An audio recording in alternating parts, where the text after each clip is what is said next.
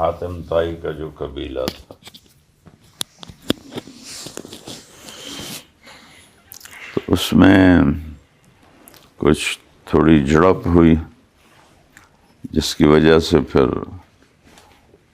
وہاں کے طے کے قبیلے کے لوگوں کو قیدی بنایا گیا۔ تو اس میں حاتم طائی کی بیٹی بھی قید ہو کے آئی۔ تو جب وہ مدینے پہنچی تو اس نے اپنا تعارف کروایا کہ میں حاتم طائی کی بیٹی ہوں، والد میرا ہلاک ہو گیا ہے، محافظ میرے قید ہو گئے ہیں، میرا باپ سخی تھا اور وہ مہمانوں کو کھانا کھلاتا تھا، مصیبت زدہ لوگوں کے کام آتا تھا، آپ مجھے آزاد کر دیں۔ آپ نے فرمایا بے شک تیرا باپ ایسا ہی تھا، بہت سخی تھا، بہت لوگوں کی خدمت کرتا تھا، تو ہم اس کے احترام میں تجھے آزاد کرتے ہیں۔ تو اس نے متاثر ہو کے کلمہ پڑھ لیا۔ عدی بن حاتم رضی اللہ عنہ کے تعلقات تھے قیصر و کسریٰ کی حکومت سے۔ تو جب یہ واپس آئیں تو انہوں نے عدی سے کہا کہ تو کدھر دھکے کھاتا پھرتا ہے، جا مدینے میں دیکھ، میں ایک شخصیت کو دیکھ کر آئی ہوں، اس پر ایمان لے آ۔ تو عدی بن حاتم رضی اللہ تعالیٰ عنہ یہ شکاری تھے، شکار کے جتنے مسائل ہیں وہ ان کی روایات سے امت کو پہنچے ہیں۔ شکاری کتے رکھے ہوئے تھے، اس سے یہ شکار کھیلتے تھے۔ کہتے ہیں جب میں مدینہ پہنچا تو میں نے دیکھا کہ اللہ کے نبی کو ایک بڑی عورت ہاتھ پکڑ کے کھڑی ہوئی باتیں کر رہی۔ تو میں نے پوچھا کہ یہ کون ہے؟ لوگوں نے کہا یہ ہمارے نبی ہیں۔ تو فرمانے لگے میرے دل میں فوراً آیا کہ یہ بادشاہ تو نہیں ہے، بادشاہ ہوتا تو یوں گلی میں کوئی عورت اس کا ہاتھ پکڑ کے نہ کھڑی ہوتی۔ بادشاہوں کا جاہو جلال انہوں نے دیکھا ہوا تھا۔ پھر آ کے ملا اور کہنے لگا میں عدی بن حاتم ہوں۔ تو آپ نے اس کو بڑا وارم ویلکم کیا اور اس کو لے کر اپنے گھر تشریف لے گئے اور ان کو سراہانے پر بٹھایا، خود نیچے بیٹھے۔ تو عدی کہنے لگے میں نے دل میں کہا کہ یہ واقعی بادشاہ نہیں ہے، بادشاہ ہوتا تو خود سراہانے پہ بیٹھتا، مجھے یہ نیچے بٹھاتا۔ تو آپ نے فرمایا عدی اسلم تسلم، کلمہ پڑھ لیں کامیاب ہو جائے گا۔ یہ عیسائی تھے، حاتم طائی بھی عیسائی ہو گیا تھا۔ اللہ عالم فطرت پہ مرا ہے تو شاید اللہ بخشش کر دے۔ وہ کہنے لگا انی علی دین، عدی کہنے لگے میرا بھی دین ہے۔ آپ نے فرمایا مجھے پتہ ہے تیرا دین رکوسیہ ہے، عیسائیت کا ایک فرقہ، اور اس میں فلاں چیز کا لینا حرام ہے لیکن تو استعمال کرتا ہے۔ وہ چیز بھول گئے تو عدی ایک دم چپ ہو گئے۔ پھر کہنے لگے پتہ کیا بات ہے، تو کلمہ اس لیے نہیں پڑھ رہا کہ میں کسی دین پر ہوں، تو کلمہ اس لیے نہیں پڑھ رہا کہ تو دیکھ رہا ہے کہ انما اتبعہ ضعفۃ من الناس من لا قدرۃ لہم وقد رمتہم العرب مع حاجتہم. تو یہ دیکھ رہا ہے کہ میرے ارد گرد جو ساتھی ہیں وہ غریب لوگ ہیں، بے طاقت ہیں، عربوں نے ان کو ملک سے نکال دیا ہے، اپنے گھروں سے. تو تیری مان کے مجھے کیا ملے گا، تیرے تو اپنے غریب لوگ ہیں. تو عدی خاموش ہو گئے. پھر آپ نے فرمایا کہ لعلک یمنعک من الدخول فیہ ما تری من کثرت عدوہم وقلت عددہم. دوسرا تجھے یہ خیال ہے کہ دشمن اس کے زیادہ ہیں، دوست اس کے تھوڑے ہیں، تو اس کی کہاں چلے گی، میں اس کے ساتھ لگوں تو مجھے کیا ملے گا. پھر تیسرا فرمایا لعلک یمنعک من الدخول فیہ انک تری ان السلطان فی غیرہم. اور تجھے یہ خیال آ رہا ہے کہ بادشاہت تو اس کے دشمنوں کے پاس ہے، اس کے تو ساتھیوں کے کپڑے بھی پورے نہیں ہیں، تو اس کے پیچھے چل کے مجھے کیا ملے گا. تو پھر آپ نے فرمایا عدی واللہ لیتمن اللہ ھذا الامر، اللہ کی قسم اللہ میری بات کو زندہ کر کے دکھائے گا. وَلَتُفْتَحُنَّ كُنُوزُ کسریٰ، اس وقت ایران کا جو بادشاہ تھا اس نے قیصر کو شکست دے کر بہت بڑی سلطنت بنا لی تھی، اور کسریٰ کے خزانے فتح ہوں. اور کسریٰ روٹی کے ٹکڑے کو بھی کہتے ہیں، روٹی کے ٹکڑے. تو عدی بن حاتم شک میں پڑ گئے، کہنے لگے کون سا کسریٰ، ہرمز کا بیٹا کسریٰ، کسریٰ ابن ہرمز. ہم نے کہا ہاں، کسریٰ بن ہرمز کے خزانے فتح ہوں گے اور تو ان میں شامل ہوگا. اور کسریٰ کا دربار یہ تھا، اس کے دربار میں جانے کی شرائط میں سے ایک شرط یہ تھی کہ ٹوپی کی قیمت 1,00,000 درہم ہو. 1,00,000 درہم کی ٹوپی اگر اس کے سر پر نہیں ہے اندر نہیں جا سکتا تھا.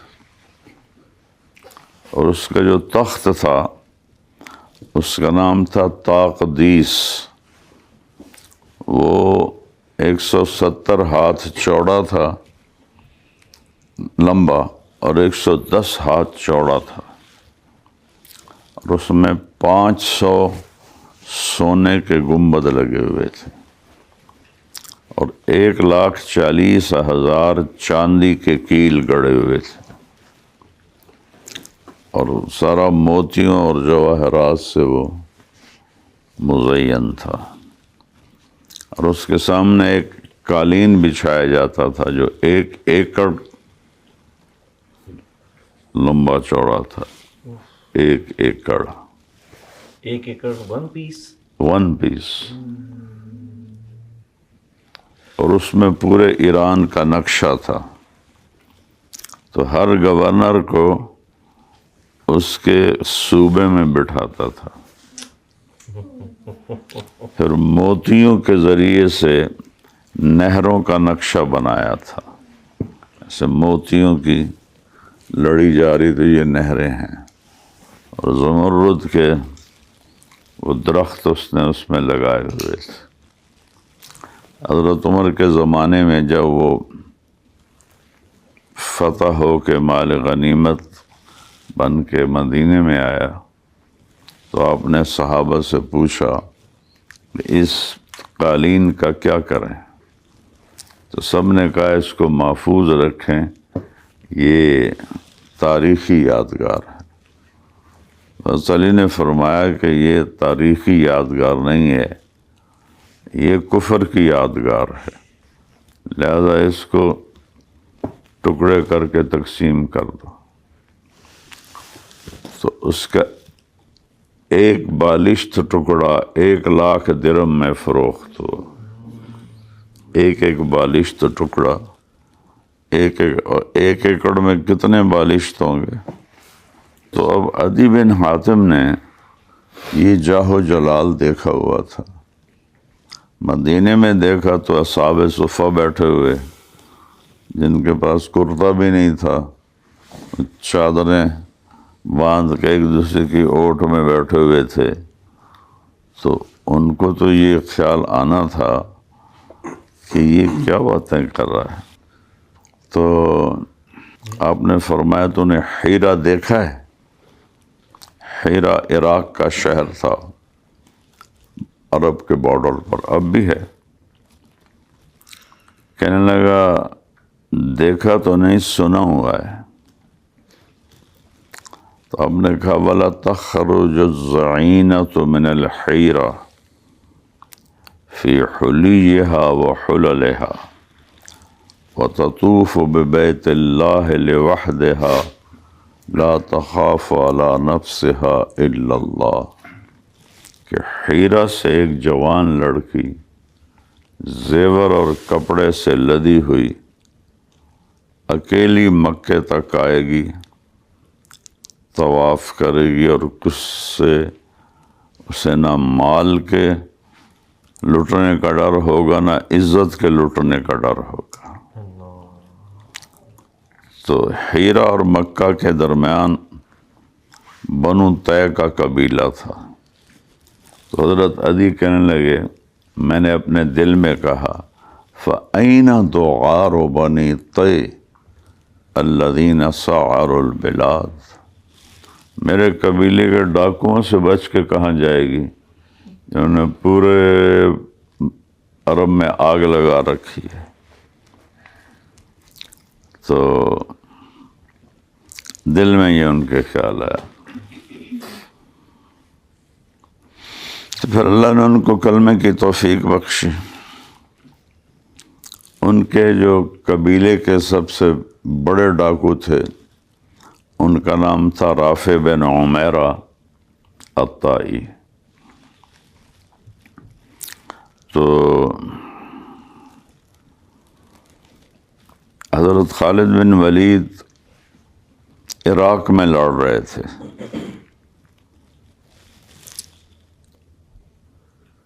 ایاز بن غنم اور خالد بن ولید یہ دو صحابہ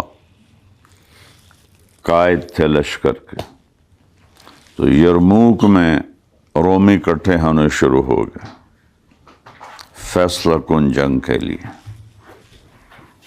تو حضرت ابوبکر صدیق نے خالد بن ولید سے فرمایا کہ تو عراق چھوڑ دے اور فوراً ملک شام پہنچ کہ وہاں رومی اکٹھے ہو رہے ہیں۔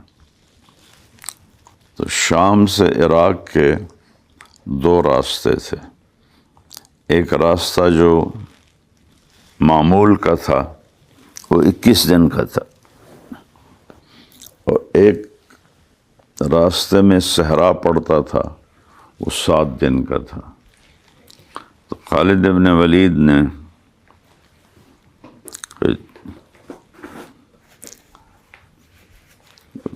5,000 کا دستہ عراق کی فوج میں سے چنا اور اعلان کیا کہ میں صحرا سے گزروں گا۔ تو صحابہ نے کہا سارے پیاسے مر جائیں گے۔ تو ایک وقت ہے عدی کہہ رہے ہیں میرے قبیلے کے ڈاکوؤں سے بچ کے کہاں جائے گی، اور ان کا ڈاکوؤں کا جو بڑا سردار تھا وہ تھا رافع۔ تو جب صحابہ نے کہا کہ پیاسے مر جائیں گے تو فرمانے لگے جس لشکر میں رافع ہو وہ پیاسا نہیں مر سکتا۔ یہ وہی رافع ہے جی؟ یہ وہی رافع. اللہ سبحان. لن یہلک جیشا وفیہ رافع بن عمیرہ. تو انہوں نے اونٹوں کو پانی پلایا اور ٹکا کے، ان کے تھیلیاں ہوتی ہیں جس میں پانی سیف ہو جاتا ہے، سیو ہو جاتا ہے. تو 2 دن تو انہوں نے اپنے مشکیزے چلائے، پھر 2 دن اونٹ ذبح کر کے ان کا پانی نکالا اور وہ پیا. پھر 2 دن وہ پیاسے چلے اور تیسرے دن وہ سارے گر پڑے. کہنے لگے اب یا پانی مہیا کر یا موت ہے. تو پھر آپ نے کہا رافع کو بلاؤ. رافع آئے تو ان کی آنکھیں خراب تھی. تو کہنے لگے رافع پانی چاہیے، انتظام کر. ہاں، کہنے لگے مجھے تو سچویشن کا پتہ نہیں چل رہا کہ ہم کدھر ہیں، میری آنکھیں خراب ہیں. کہا ہم بتاتے ہیں، پوچھو کیا پوچھنا. تو انہوں نے پوچھنا شروع کیا کہ ادھر کیا ہے، ادھر کیا ہے، ادھر کیا ہے، ادھر کیا ہے. کہنے لگے کہیں کوئی چھوٹی چھوٹی جھاڑیاں نظر آتی ہیں دور یا نزدیک. تو صحابہ کہنے لگے ہاں نظر آتی ہیں، مجھے وہاں لے چلو. وہاں لے گئے اور ایک جگہ سے پاؤں مارا، وہاں سے چشمہ نکلا. سارے لشکر نے رج کے پانی پیا، مشکیزیں بھر لیے اور یرموک کی جنگ میں پہنچے.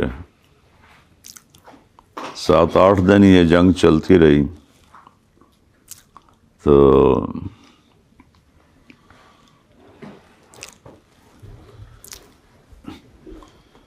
رومیوں کے لشکر میں 60,000 عیسائی تھے، عرب، بنو غسان. اردن میں کرک گئے تھے اب لوگ، جی. کرک میں آج بھی آباد ہیں وہ غساسینہ. 2 عرب قبیلے محروم ہو گئے ایمان سے، ایک بنو تغلب اور ایک بنو غسان. باقی سب کو اللہ نے کلمہ دے دیا تھا، نصیب کی بات.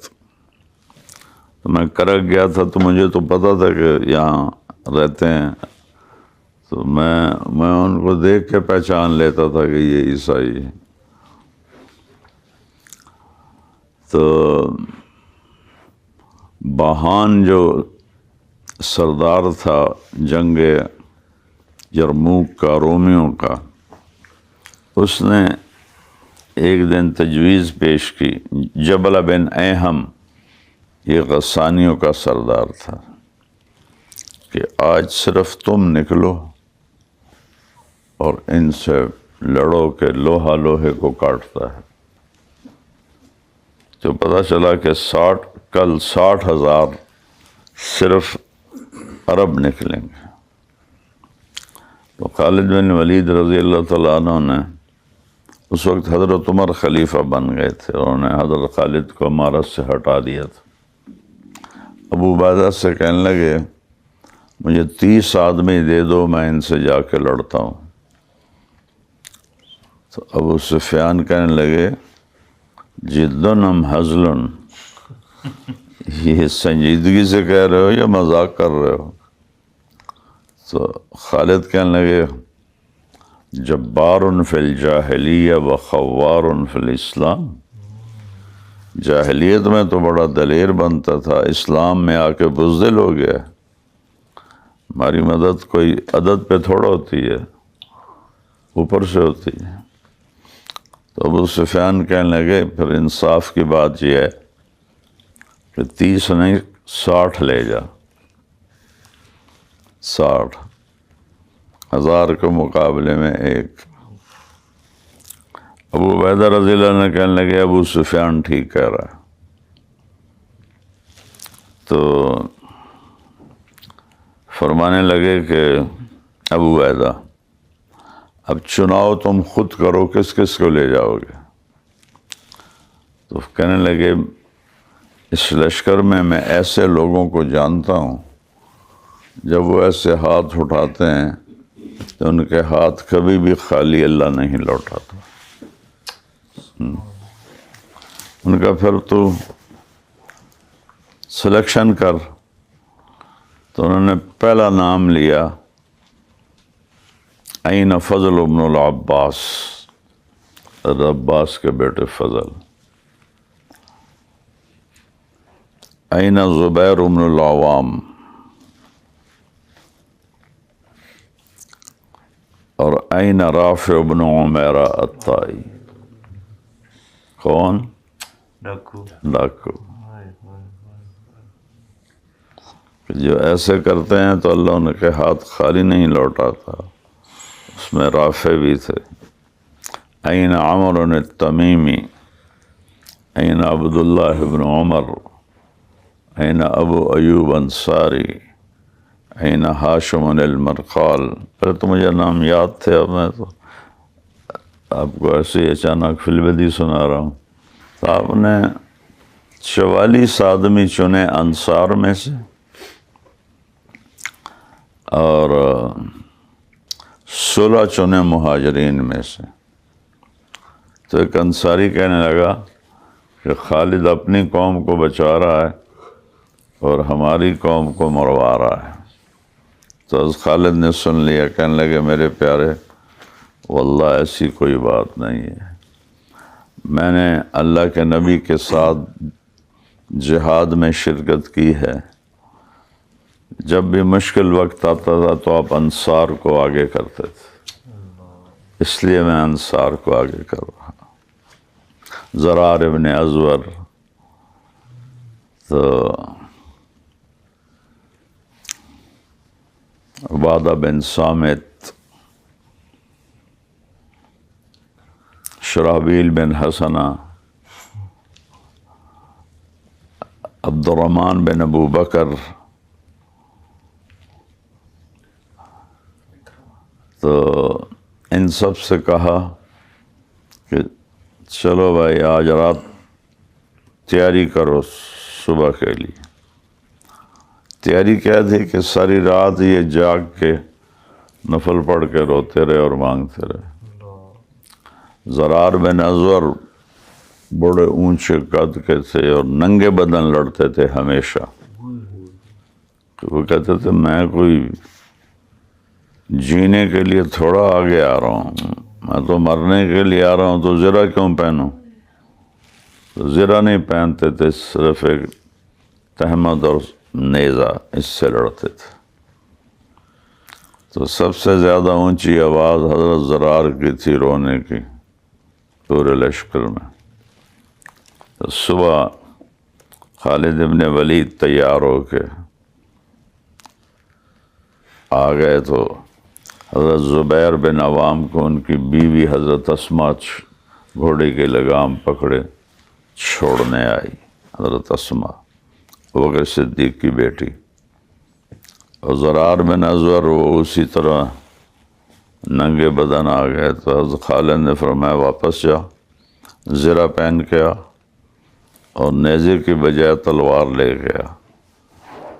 آج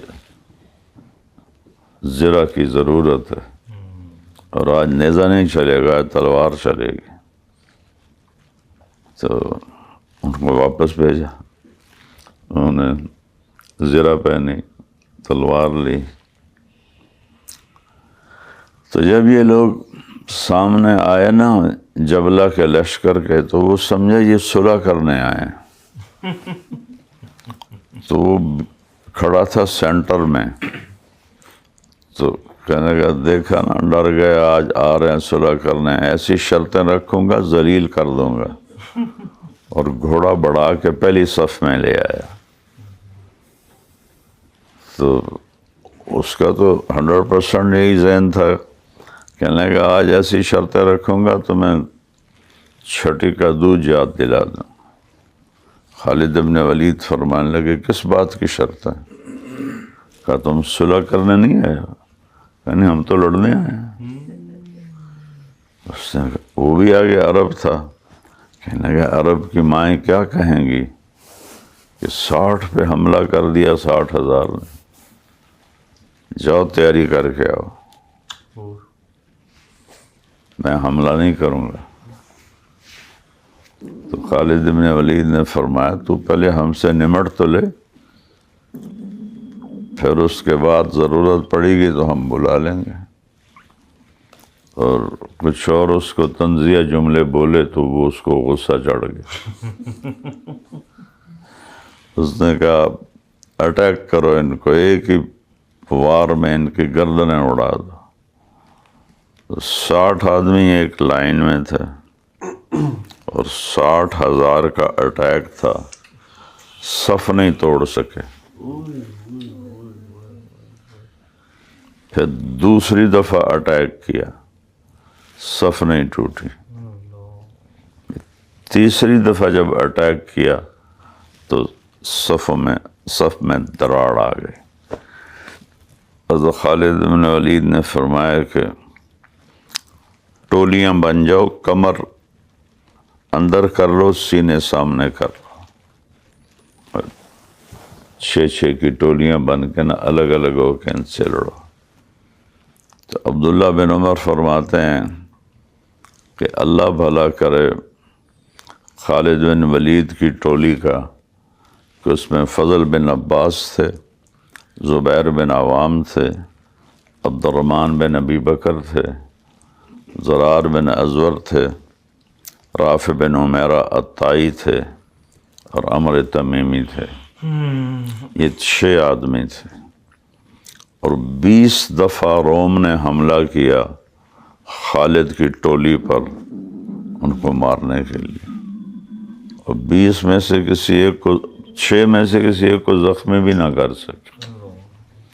اکیلے فضل بن عباس اور زبیر بن عوام آگے بڑھ کر ان کا منہ پھیر دیتے تھے اور نعرہ لگاتے یا معاشر الکلاب تباعدوا عن اصحاب رسول اللہ صلی اللہ علیہ وسلم، دفعہ دور ہو جاؤ ہمارے نبی کے صحابہ سے۔ اور شرابیل بن حسنہ وہ زور زور سے یہ آیت تلاوت کر رہے تھے، ان اللہ اشتری من المؤمنین انفسهم واموالهم بان لهم الجنہ۔ قرآن اس طرح وہ سمجھے، بھلا ہم لیٹ کے قرآن پڑھتے ہیں ہمیں کیا سمجھ میں آئے گا کہ اللہ نے بے شک ایمان والوں کے جان اور مال کو خرید لیا جنت کے بدلے۔ اب ذرا ساتھ میں غور کریں، میں آپ کو یہ موبائل دکھاؤں، میں کہوں یہ 10 کروڑ کا ہے تو آپ میرا مذاق اڑائیں گے، ٹھیک ہے نا؟ مولوی صاحب کوئی عقل کی بات کرو، یہ 10 کروڑ کا، یہ 5-6 لاکھ کا سارا ہے۔ ابھی شاید پہ غور کرو، اللہ تعالیٰ فرما رہا ہے کہ میں نے جنت کا تم سے سودا کیا ہے، اور جنت کا اتنا ٹکڑا، یہ اس کے آگے کرو، یہ ناخن دیکھ رہے ہیں، یہ ناخن، یہ کسی بھی ناخن پر جنت کی کوئی چیز رکھی جائے گی تو کتنی ہوگی؟ جی بہت تھوڑی۔ میرے نبی نے فرمایا اس ناخن پر جنت کی کوئی چیز رکھ کے دنیا میں ایسے کر دو تو زمین سے لے کر آسمان تک خوشبو پھیل جائے اور روشنی پھیل جائے۔ حالانکہ 500 کلومیٹر کے بعد کوئی چیز ٹریول نہیں کر سکتی کیونکہ ہوا کوئی نہیں، لیکن یہ ایسی چیز ہے کہ آسمان تک اس کی خوشبو چلی جائے گی۔ اور دوسری حدیث میں آتا ہے کہ اس زمانے میں گھوڑے چلانے کے لیے چابک ہوتے تھے، ان کو ہم ہنٹر کہتے ہیں، گھوڑا کہتے ہیں، تو چھوٹی سی چھوٹی ہوتی تھی، پتلی، اس کے آگے چمڑا ہوتا تھا۔ میرے نبی نے فرمایا کہ اگر ایک چابک جتنی زمین جنت میں سے نکال لی جائے تو اس ساری دنیا کے خزانوں سے زیادہ قیمتی، ساری دنیا کے خزانوں سے۔ جس سے معین کا ایک قطرہ زمین پہ گر جائے تو زمین میٹھی روٹی بن جائے گی، اور زقوم کا ایک قطرہ گر جائے جو جہنم کا ہے تو ساری زمین کڑوی بدبودار ہو جائے گی۔ اب ایک طرف جنت کی یہ قیمت ہے، پھر اس جنت میں اللہ کا دیدار، اس کا کوئی مول ہی کوئی نہیں ہے، نبیوں کا دیدار، اس کا کوئی مول ہی کوئی نہیں۔ پہلی ضیافت آدم علیہ السلام کریں گے سارے جنتیوں کی، پھر شیس علیہ السلام کریں گے، پھر نوح علیہ ادریس کریں گے، پھر نوح کریں گے۔ ہر نبی سارے جنتوں کی ضیافت کرے گا، سب سے آخر میں ہمارے نبی ضیافت کریں جو سب سے عالی شان ضیافت ہوگی۔ پھر اللہ کہے گا اب میری ضیافت قبول کرو، پھر اللہ اپنی ضیافت کرائے گا، اپنا دیدار بھی کرائے گا، بات بھی کرے گا، کھانا بھی کھلائے گا۔ تو یہ جنت کہہ رہا ہے اللہ تعالیٰ کہ اے میرا بندہ، تیری جان اتنی قیمتی ہے کہ اس کے بدلے میں تمہیں جنت دوں گا۔ ان اللہ اشتری من المؤمنین انفسهم واموالهم، میں نے تمہارے جان اور مال کو خریدا ہے۔ تو خریدنے یعنی قیمت کیا ہے؟ جان اور مال، اور پروڈکٹ کیا ہے؟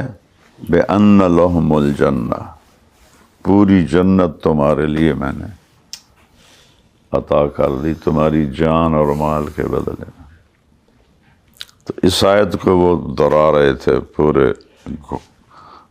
زور زور سے پڑھ رہے تھے۔ تو اس ماحول میں یہ آیت کیسے سمجھ میں آ رہی ہوگی؟ تو اثر ہو گئی، کوئی فیصلہ نہیں ہو رہا تھا۔ تو ابو عبیدہ کہنے لگے لشکر کشی کرو، خالد نے ہلاک کر دیا صحابہ کو۔ ابو سفیان نے کہا ہرگز نہیں، اب یہ بزدلی ہوگی، دونوں حال میں کامیابی ہے، شہید ہو گئے تو جنت میں جائیں گے اور بچ گئے تو فاتح ہوں گے۔ تو مغرب سے تھوڑی دیر پہلے خوفناک چیخ کی آواز آئی، اور سارے ان عیسائیوں کے دل دہل گئے، اور انہوں نے میدان چھوڑ کے بھاگنا شروع کر دیا اس چیخ کی آواز سن کے۔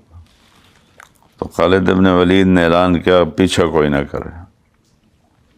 اتنے میں دن ڈوب گیا۔ تو جب دیکھا تو ٹوٹل 20 آدمی کھڑے تھے۔ تو خالد بن ولید سے سر پیٹنے لگے، وہ میں نے اتنے صحابہ مروا دیے، عمر کو کیا جواب دوں گا؟ 60,000 کے مقابلے میں 40، اگر میں عمر کو کیا جواب دوں گا؟ تو رافع بن عمیرہ فرمانے لگے شمع جلاؤ اور دیکھو یہ جو مرے پڑے ہیں اس میں کتنے ہیں۔ تو جب وہ شمع جلائیں اور سب لاشوں کو دیکھا تو 5,000 عیسائی قتل ہوئے تھے اور 10 صحابہ شہید ہوئے تھے۔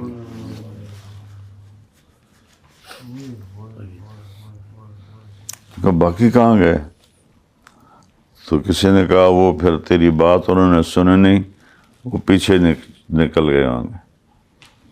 تو ابو عبیدہ رضی اللہ عنہ کہنے لگے پھر کون جائے گا ان کے پیچھے؟ خالد بن ولید کہنے لگے انا انشاءاللہ، میں جاؤں گا۔ تو ابو عبیدہ کہنے لگے تو بہت تھک گیا ہے، زخمی بھی ہے، تو آرام کر، میں کسی اور کو بھیجتا ہوں۔ کہنے لگے اما الراحہ فغدا انشاء اللہ فی الجنہ، راحت انشاءاللہ کل جنت میں ہے. اور اپنے ادھر گھوڑا بھگا دیا، ساتھ دوسرے بھی ہو گئے، تو ادھر سے گھوڑوں کی ٹاپ کی آواز آئی تو خالد ابن ولید نے اللہ اکبر کا نعرہ لگایا، تو ادھر سے بھی آواز آئی اللہ اکبر. تو خالد بن ولید کہنے لگے فضل بن عباس. انہوں نے کہا خالد بن ولید. دونوں نے آوازوں کو پہچان لیا. کہا ہاں. کہا کدھر نکل گئے تھے؟ کہا میں ان کا پیچھا کرنے گئے تھے. وہ پتہ نہیں کتنے مارے، وہ تو گنے ہی نہیں. تو ان 40 میں سے 35 بسلامت واپس آ گئے اور 5 کو رومیوں نے قید کر لیا تھا. پھر ان کو 2 دن کے بعد خالد ابن ولید چھڑا کے لائے تھے، 5 کے 5 زندہ سلامت چھڑا کے لائے تھے. من المؤمنین رجال صدقوا ما عاهدوا الله علیہ فمنهم من قضى نحبه ومن ينتظر وما بدلوا تبدیلا. کچھ میرے بندے ایسے ہیں جنہوں نے میرے ساتھ کیا وعدہ سچا کر دکھایا،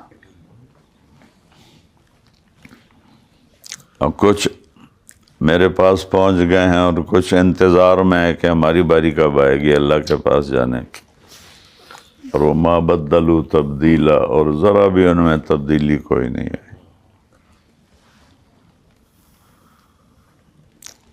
اسی یرموک کی جنگ سے پہلے وہ ایک چھوٹا قصبہ تھا، وہاں خالد ابن ولید رضی اللہ عنہ 10 آدمیوں کو لے کر گئے کہ وہاں کے حالات لیں.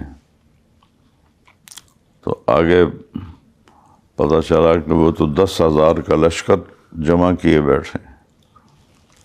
تو ساتھیوں نے کہا کہ واپس چلیں. خالد ابن ولید نے کہا واپس نہیں جانا ہے، ہم نے تو شہید ہونا ہے، ہم سے ٹکر لیں گے. تو انہوں نے جو اٹیک کیا تو ان کے پہلے ہی حملے میں ان کے سردار کو پکڑ کے نا اس کی مشکیں باندھ کے نیچے پھینک دیا اور خود گول دائرہ بنا کے کھڑے ہو گئے. اب وہ ڈریں رومی کے، اگر لڑتے ہیں تو ہمارے سردار کو قتل کریں گے، نہیں لڑتے ہیں تو بزدلی ہے. تو وہ کنورسیشن ہونے لگی کہ دیکھتے نہیں ہو ہم کتنے ہیں، ہم تمہارا قیمہ کر دیں گے. خالد بن ولید کہنے لگے شکاری جب چڑیوں کا شکار کرتا ہے تو اس کو چڑیوں کی کثرت سے کوئی ڈر لگتا؟ تم تمہارے لیے چڑیاں جسے مرضی شکار کریں. تو انہوں نے اٹیک کر دیا. یہ 10 کے 10 ان کے ساتھ برسر پیکار ہو گیا. ابو عبیدہ رضی اللہ عنہ لشکر گاہ میں سوئے ہوئے تھے تو اللہ کے نبی خواب میں آئے. وَيْحَكَ يَا أَبَا عُبَيْدَةَ أَتَنَامُ خَالِدُ وَأَصْحَابِهِ. ابو عبیدہ تیرا ناس ہو، خالد کی جان پہ بنی ہے، تو سو رہا ہے. تو ایک دم انہوں نے چھلانگ لگائی اور کہا النفیر، نکلو، گھوڑوں پہ زینے بھی نہ کسو. تو 3,000 صحابہ ننگے گھوڑوں کے پیٹھ پر بھاگے. تھوڑی دور گئے تھے تو پیچھے سے ایک سوار آیا اور ان سب کو کراس کرتا ہوا آگے نکل گیا. تو آپ نے کہا یہ کون ہے؟ چونکہ وہ زیرہ تھی، خود تھا، کہ سب نے کہا یہ پتہ نہیں کون ہے. تو آپ نے کہ اس کو آواز دو کہ رکے. یہ تو انہوں نے آواز دی، وہ نہیں رکا. تو پھر ایک نے کہا تمہیں امیر قسم دے رہے ہیں کہ رک جاؤ. پھر اس نے گھوڑا روک لیا. تو جب قریب پہنچے تو ابو عبیدہ نے پوچھا کون ہو؟ کہ میں خالد کی بیوی ہوں ام تمیم. تو کہا تو تم کدھر جا رہی ہو؟ جب آخری حج میں جب آپ نے بال منڈائے تو سارے آپ نے ابو طلحہ کو دیے. ان سے صحابہ نے کچھ کچھ لے لیے. خالد بن ولید نے منت کر کے پیشانی کے بال لے لیے ابو طلحہ سے اور ان کو ٹوپی میں سی لیا. تو جب بھی لڑتے تھے لوہے کی ٹوپی کے نیچے وہ ٹوپی رکھتے تھے. تو وہ فرمانے لگے کہ آج خالد اپنی ٹوپی بھول گئے تھے، میں وہ دینے جا رہی ہوں. تو وہ ان 3000 سے پہلے پہنچ گئیں اور ایک طرف سے جو حملہ کیا ہلچل مچ گئی. تو رافع بن عمیرہ کہنے لگے یہ کون شاہ سوار ہے؟ تو خالد بن ولید نے فرمایا جو بھی ہے آج اس نے اللہ اس کے رسول کو راضی کر دیا. تو وہ 10,000 کے لشکر کو چیر کر 10 کے پاس پہنچ گئے. تو پھر خالد نے پوچھا من انت یا فتح لقد ارضیت اللہ ورسولہ، کون ہے تو اے شاہ سوار، تو نے آج اللہ اس کے رسول کو راضی کر دی. کہ انا زوجتک ام تمیم، یہ ٹوپی سنبھالو اپنی. تو وہ ٹوپی پہن کے لڑتے تھے تو پھر کوئی چیز کھڑی نہیں ہوتی تھی ان کے سامنے. اتنے میں پھر ابو عبیدہ بھی پہنچ گئے. تو پھر وہ رومی بھاگ گیا، سارے سردار پکڑ کے وہ لے آئے، رومی سارے بھاگ گئے. اس میں ایک بڑا خوبصورت واقعہ ایڈ کرتا ہوں پھر ختم کرتے ہیں. ایک دفعہ یہ قریش کے سردار جو فتح مکہ پہ ایمان لائے مدینہ آئے تو حضرت عمر نے ان کو اپنے سامنے بٹھایا. ابو سفیان، سہیل بن عمر اور صفوان بن امیہ، حارث بن ہشام، اکرمہ بن ابی جہل، یہ سارے بڑے سردار تھے. تو فقراء صحابہ آنے لگ گئے. تو آپ ان سے کہتے ذرا پیچھے ہو جاؤ، ان کو آگے بٹھا دیتے. بلال آ گیا، سلمان آ گئے، مقداد آ گئے. بھائی ابو سفیان ذرا تھوڑا پیچھے ہو جاؤ، اکرمہ تھوڑا پیچھے ہو جاؤ. کرتے کرتے کرتے کرتے ہو جا کے جوتوں پہ پہنچ گئے اور وہ فقراء جو تھے ان کو آگے بٹھایا. جب مجلس ختم ہوئی تو ابو سفیان کہنے لگا یار یہ عمر نے ہمارے ساتھ کیا کیا ہے، ہمارے نوکروں کو آگے بٹھا دیا اور ہمیں پیچھے کر دیا. تو سہیل بن عمر بڑے سمجھدار تھے، کہنے لگے ابو سفیان یہ عمر کا قصور نہیں ہے، ہمارا قصور. یہ ہمارے غلام تھے لیکن انہوں نے اسلام میں پہل کی تو اللہ نے ان کو آگے رکھنا ہے. ہم نے لیٹ کیا تو ہم پیچھے ہیں. تو پھر دیکھو نبی کی تربیت کیسی ہوتی ہے. ایک دم سب کے دل میں آیا، ایک دم سب کے دل میں آیا، اگر آخرت میں بھی پیچھے رہ گئے تو پھر کیا ہوگا.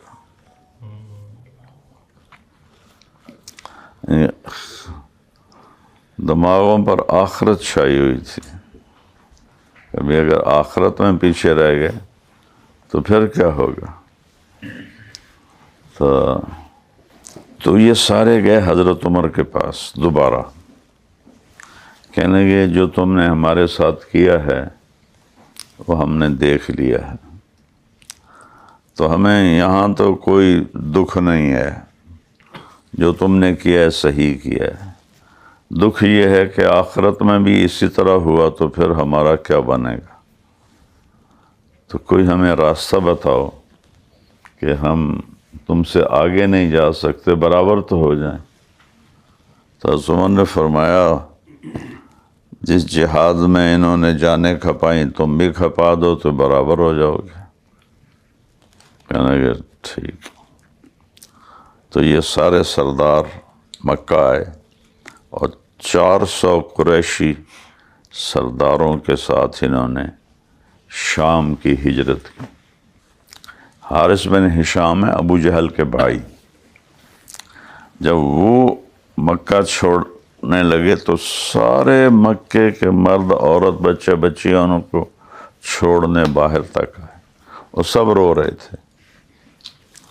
تو حارث کہنے لگے لوگوں، اللہ کی قسم مکے سے محبوب کوئی جگہ کوئی نہیں، اور تم سے محبوب کوئی لوگ کوئی نہیں، لیکن مسئلہ یہ ہے کہ ایک آواز لگانے والے نے آواز لگائی اور ہمارے غلاموں نے لبیک کہی اور وہ آگے نکل گئے، اور اتنا آگے نکل گئے ہیں کہ اگر ہم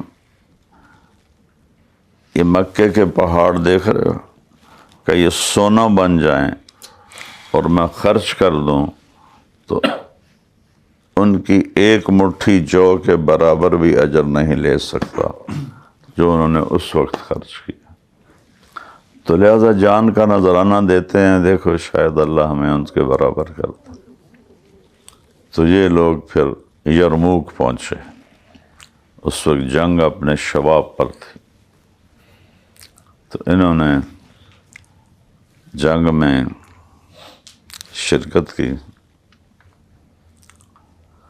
تو 5واں دن تھا، 5 دن جنگ چلی تھی یا 6واں دن تھا، تو رومی صحابہ کو ہٹاتے ہٹاتے خیموں تک لے آئے، پریشر اتنا ڈالا کہ وہ خیموں تک پہنچ گئے۔ وہاں حضرت ہندہ جو اتنی دشمن تھی، اس نے ڈنڈا اٹھایا اور صحابہ کے سروں پہ، خبردار اگر تم واپس مڑے تو جاؤ جا کے جان پیش کرو۔ اور حضرت زرار کی بہن خولہ، وہ بھی بہت بڑی شاہ سوار تھی، تو حضرت اکرمہ بن ابی جہل رضی اللہ تعالیٰ عنہ نے اپنے نا لوہے کی ٹوپی سے اتار کے پھینک دی اور زرہ بھی کھول دی کہ کوئی ہے مرنے کے لیے تیار میرے ہاتھ پر بیعت کرے۔ تو خالد بن ولید نے ان کا ہاتھ پکڑ لیا، ارے نہیں تیری ابھی ضرورت ہے، دونوں مخزومی ہیں۔ تو انہوں نے ہاتھ چھڑا کر کہا الیک عنی، دور ہو جا میری نظروں سے، الیک عنی، دور ہو جا میری نظروں سے، انی و ابی کان من اشد الناس عداوۃ لرسول اللہ، میں اور میرا باپ ساری زندگی اللہ کے نبی سے لڑتے رہے، آج تو وہ داغ دھونے کا وقت ہے، تو افر منکم اليوم، آج میں بھاگ جاؤں گا۔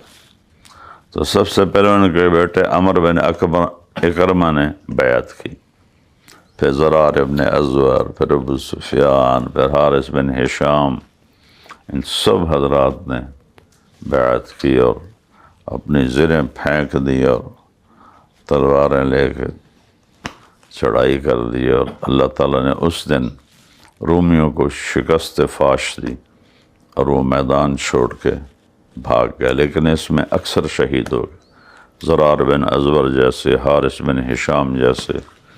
تو خالد بن ولید فوراً بھاگ کے واپس آئے، تو دیکھا تو اکرمہ آخری سانس تھے، اور بیٹا عمر وہ مر چکا تھا، شہید ہو گیا تھا۔ تو انہوں نے ان کے بیٹے کو اپنے یہاں پنڈلی پہ لٹایا اور اکرمہ کو گود میں لٹایا اور پانی کے قطرے منہ میں ڈالے۔ ان کی آنکھ کھلی، کہنے کون ہو؟ کہا میں خالد ہوں۔ لمن دبرا، کون بھاگا؟ کہا ابشر اقر اللہ عینک، خوشخبری ہو تجھے، اللہ تیری آنکھیں ٹھنڈی کرے، اللہ نے رومیوں کو شکست دے دی۔ وہ بھاگ گئے، بہان قتل ہو گیا ان کا جو سردار تھا۔ تو کہنے لگے اچھا، پھر عمر کو کہنا جو تم نے کہا تھا وہ تو ہم نے کر لیا۔ یہ ان کے آخری الفاظ تھے۔ اچھا، پھر عمر کو کہہ دینا جو تم نے کہا تھا وہ تو ہم نے کر لیا، آگے اللہ کو پتہ ہے۔ اور آنکھیں بند ہو گئی۔ اللہ تعالیٰ نے روم کی تقدیر پلٹ دی، چونکہ جنگ یرموک فائنل تھی بیٹل جس میں اللہ تعالیٰ نے فتح عطا فرمائی، اس میں ان 400 کا بڑا کردار، جب اپنے حارث بن ہشام بھی شہید ہو گئے، زرار بن عذر بھی شہید ہو گئے، تو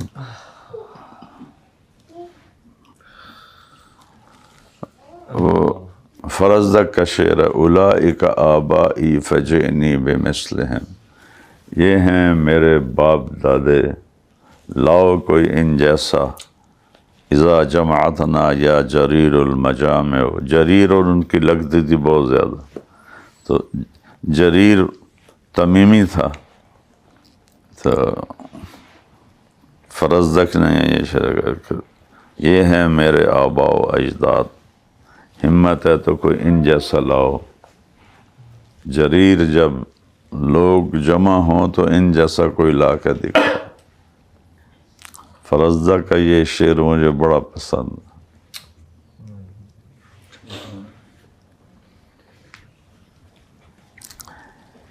ان فی ذلک لعبرۃ لأولی الالباب، ان کی کہانیوں میں عبرت ہے عقل والوں کے لیے۔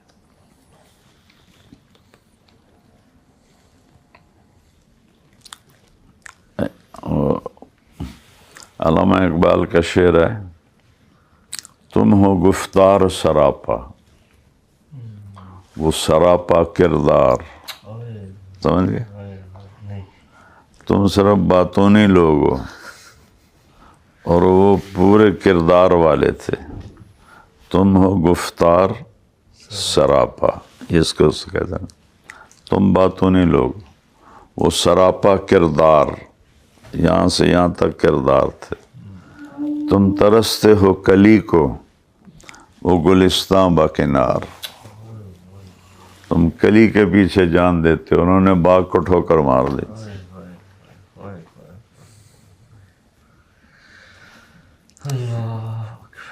کیا لوگ تھے بیٹا۔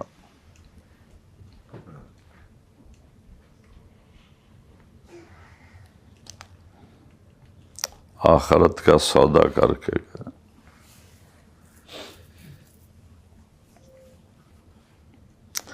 عمیر بن سعد کو حضرت عمر نے حمص کا گورنر بنایا،